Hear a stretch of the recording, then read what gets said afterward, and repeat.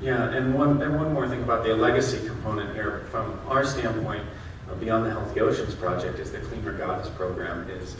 That program, the awareness has increased substantially because of the America's Cup here locally. So while we only had a few yacht clubs participating, we have a whole bunch more of them now because of the America's Cup. So they're seeing it, and that is something that gets infused within the structure of the different sailing communities around the bay, the East Bay, South Bay, North Bay. So I think that's something that we can all be proud of, and we're very excited about that, to be working with so many people and so many different regattas and exposing so many people to best management practices, whether it's not utilizing the plastic bottles or maybe they're composting on site now. Dan, if I could follow up on that, I'm back here. Obviously, we're talking about a major shift in society and how people behave large scale.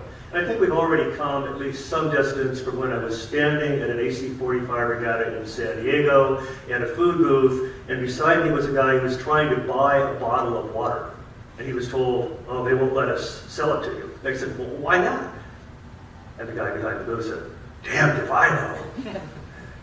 I think that's not happening here. So, in terms of engaging the public and expanding awareness, just tell us, for Sailors of the Sea, how many clean regatta programs you have going on right now?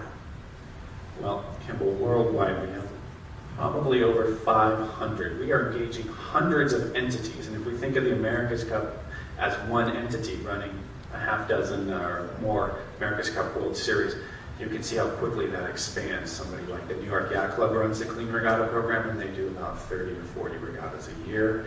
So we're looking at 500 plus around the world. This past year, we had regattas in Japan, Korea, Mexico, throughout Europe, and the Great Lakes, Canada, on all the coasts for the U.S. So it's been a very popular program. It's been expanding. 5 years ago, we had less than 1,000 people participating. This year we had over 125,000.